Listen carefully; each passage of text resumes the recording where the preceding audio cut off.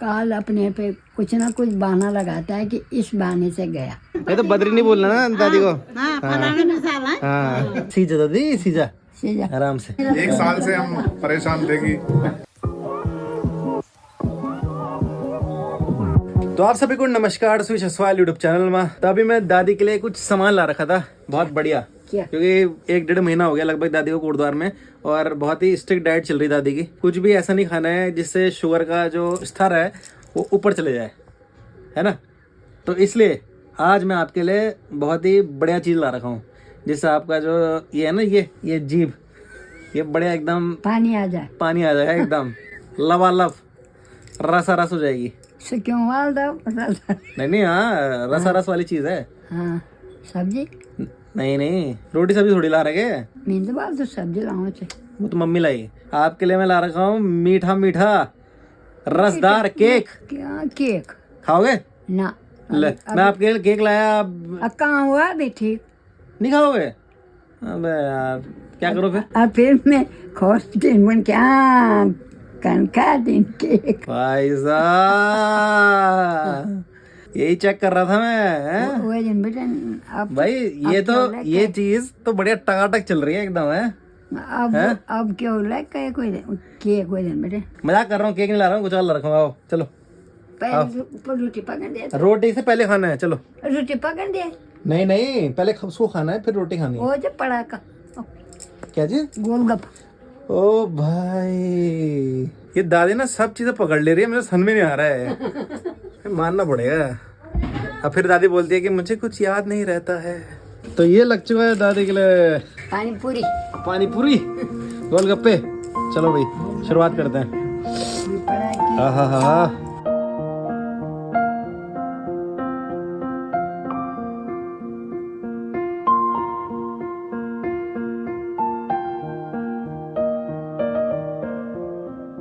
ठीक छे? हाँ, बढ़िया लगा खा के? बहुत दिनों बाद गोलगप्पे खाए।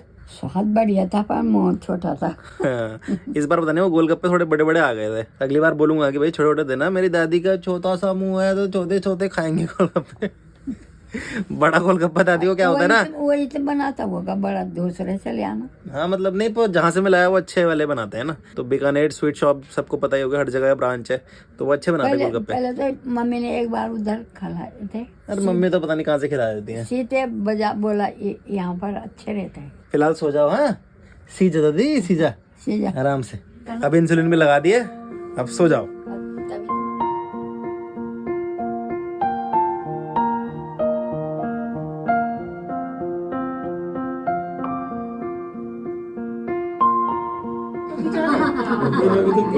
तो अभी यहाँ पे हमारे व्यूअर्स आ रखे हैं दिल्ली से। मयूर भी आया फिर। तो बड़ा अच्छा लगा अंकल जी आपसे मिलके, बहुत और आंटी जी भी यहाँ पे। आंटी जी आपसे मिलकर बहुत अच्छा लगा। आंटी जी 1 साल से हम परेशान थे कि मिलने थोड़ा। पर आज ये सही रहा ना, सबके सब है, दादी भी है। ऐसे तो देखेंगे तुम लोगों को, अब तो दिखाई भी नहीं देंगे ना। हाँ, नहीं है पर एक और गेस्ट आ रखे हैं यहाँ पे। ये रो रहा है। हाँ चल रहा है। चल रहा है।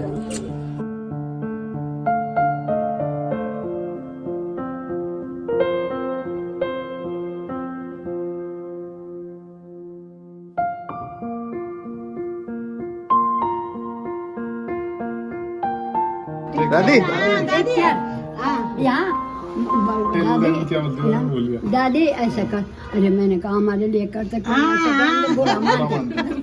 बुरा मानना था वो। अब जब इसमें कपड़ा बांधा, मैंने कहा बाबू दो टैग कर। दादी क्या बोला? जय बद्री विशाल। ये तो बद्री नहीं बोलना ना दादी को। हाँ अच्छा फलाना विशाल की जय। आज रात में रह जाऊं। जान तो बहुत है इसमें। स्टे क्या नाम है अंकल जी इसका? हच्ची हच्ची को। क्या बात है। एक पिक्चर के नाम पर रखा ना आपने इसका नाम? जापानीज नेम है। तो ये देखो, ये भैया का चैनल का नाम है स्पोर्ट्स टू हिल्स। कितना टाइम हो गया भैया आपको? यार 1.5 साल हो गया, काफी घूम गया मैं। और लद्दाख वगैरह के व्लॉग्स हैं चैनल पे। बाकी और हिमाचल भी है, उत्तराखंड के ही है मोस्टली। तो लद्दाख इसी गाड़ी में घूमे क्या? हाँ, ये अभी 2 साल ही तो हैं लिए। अच्छा, बढ़िया बढ़िया है। वही है। हाँ, देखो यार, मेरे चैनल को भी थोड़ा ग्रो करो। बिल्कुल मोनेटाइज करवा दो चैनल बस। सही है, चलो सही है। चल यार, ऑल द बेस्ट भैया। Thank you. चलिए।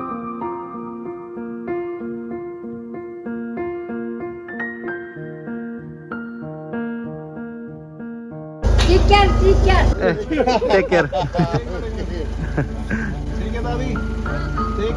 तो अभी मैंने लड्डू पैक कर दिए यहाँ पे, और मुझे लगता है कि ये सीज़न के आखिरी लॉट है ये लड्डुओं का, मंडवे के लड्डुओं का, क्योंकि अब गर्मियाँ शुरू हो चुकी हैं। क्योंकि जो मंडवा आता है वो सर्दियों में ही प्रेफर करा जाता है ज़्यादा खाना, तो इसलिए बस दे के आते ही हैं। उसके बाद देखते हैं, अगर ऑर्डर आएंगे तो बना देगी अम्मी, वरना फिलहाल तो मुझे लगता है अब जैसे गर्मियाँ आ रही है तो गर्मियों के लिए कुछ और सोचना पड़ेगा कि अब क्या अलग बना सकती है अम्मी।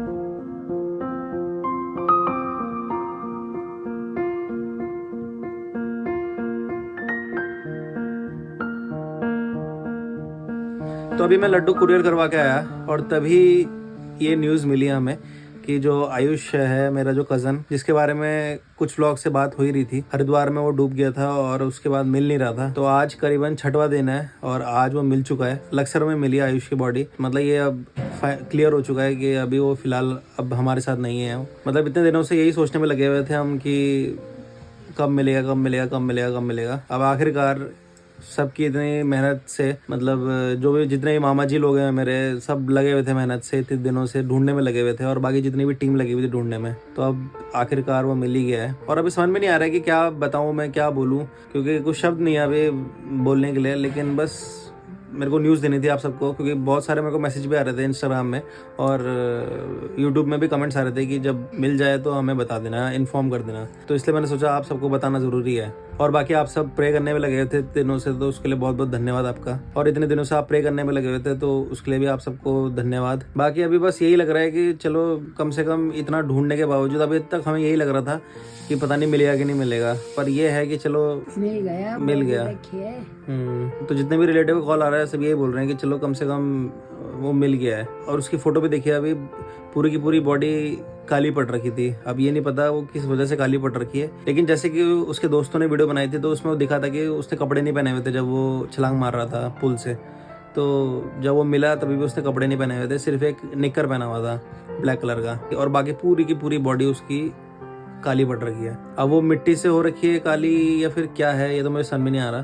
पत्थरों पे लगा होगा चोट तो पूरे शरीर में चोट थोड़ी लगेगी, जो शरीर है वो पूरा पूरा काला पड़ रखा है। चोट लगती तो ऐसा होता है कि कहीं पे काला है, कहीं पे सफेद है, कहीं पे काला है। चलिए फिलहाल अभी खाना बन गया है। अभी तो ऐसा लगता है ना, जब कोई ऐसी न्यूज़ मिलती है जो हमारे से बहुत करीब होता है, जो ऐसे जाता है, तो बहुत बुरा लगता है। ऐसा लगता है कि क्यों किसी से हम इतना गुस्सा होते हैं, क्यों जो मतलब हम दुश्मनी पा लेते हैं किसी से, या फिर हम किसी से गुस्सा होकर बैठे रहते हैं। पर किसी का भरोसा थोड़े है, कौन आज है कौन नहीं, वो तो है ही, है ना। तो इसलिए ज़्यादा गुस्सा होने की ज़रूरत नहीं है। अगर किसी से ठीक कर सकते हैं हम तो कर लेना चाहिए। ऐसा नहीं कि बिल्कुल ही गुस्से में हम बैठे हुए। मतलब मेरा तो ये मानना है कि अगर किसी से गुस्सा है हम, और अगर वो आ रहा है बात करने के लिए, तो कर लो बात, कोई दिक्कत नहीं है। छोड़ो उस गुस्से को, आराम से बात करो, क्योंकि कुछ पता नहीं आजकल। ये तो ये किस्म से अपनी गलती है।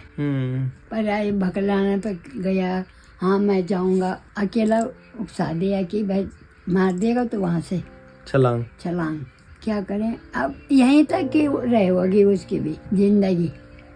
वो तो हम बोल रहे हैं, काल अपने पे हो नहीं लाता, कुछ ना कुछ बहाना लगाता है कि इस बहाने से गया। सही बात है।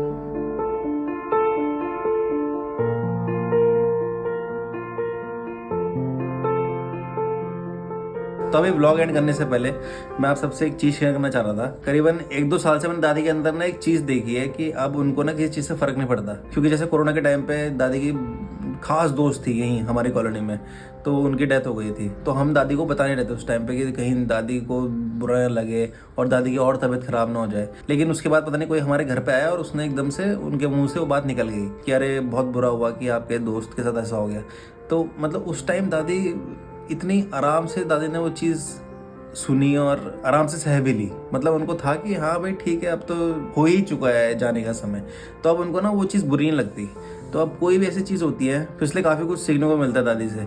तो मैं भी जब ऐसी कोई चीज़ होती है तो मेरे को बहुत बुरा लगता है, पर जब मैं दादी के साथ बैठता हूँ तो दादी इधर उधर की बातें करती हैं, कुछ हंसी मजाक करती रहती है, तो इसलिए थोड़ा मतलब मन हल्का हो जाता है। और वही चीज़ अगर मैं पापा मम्मी के सामने बैठूँ तो वो कंफर्ट लेवल आ नहीं पाता, क्योंकि उनका मूड अलग ख़राब रहता है, फिर मैं कुछ बोल नहीं पाता उनके सामने।